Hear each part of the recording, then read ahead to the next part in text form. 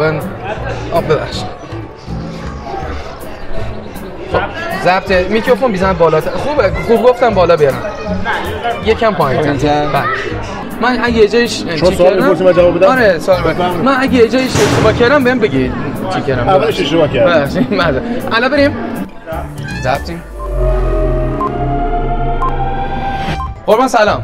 خوب هستین؟ مرسی. وقتتون بخیر. عیدتون مبارک. عید شما از کجا تشریف آوردین؟ از اصفهان. تهران. مشهد مقدس. شهر تهران. ما از شمال اومدیم. به کجای شمال؟ لایجان. چند روز اومدین؟ 4 روز کرمان. 4 روزه. خوش گذشت. عالی. همه جا رفتین؟ من فعلا اولین جایی که اومدیم اینجا.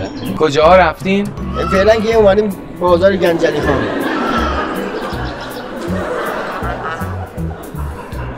بعد یه لحظه گوش.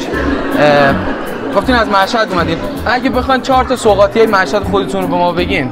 زعفرون. چی؟ نبات مشهد کجا؟ من اومدم دارم زعفرون و نبات. دارم مسابقه میگیرم. بعد یه لحظه گوشید. بعد جاذبه‌های گردشگری شهر خودتون بخواید معرفی کنین. خب فقط میگیم ترقبه، حرم، شاندیز. شما صحبت کنید. بیا همین ادب تو. چندمین باره که تشریف میارین کرمان؟ اولین بار میام کرمان. اولین بار. الان اینجایی که هستیم باید استدای قطع کنین. اشکال نداره.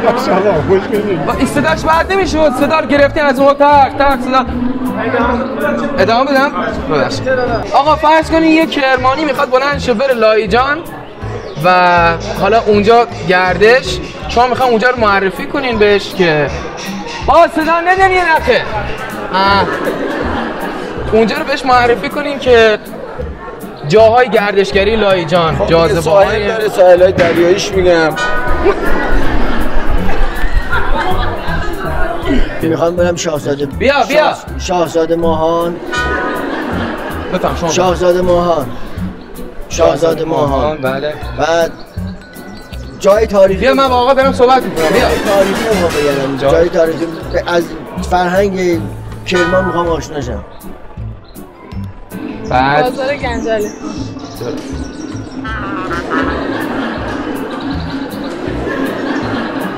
بعد چی بود؟ سوال چی بود؟ بهتون خوش گذشته؟ عالی بود. یعنی مردمان بسیار. خب تو چیکار به من داری آقا رو بگیر؟ آقا رو بگیر. آقا چیکار به من داری؟ آره تو آقا بگیر. اصلا تو جاذبه‌های شهر ما بابا امان از پشخارداش هستش. بلش تو سرمون. نه آقا یکی جریان بود. چقدر حساسه. در این ورش تو سرمون. این میخورد تو. آقا راحت باش. مشکل آقا تو شما آقا ببینید بگی آقا مشکل نداره. راحت باش هیچ کاری نمیشه.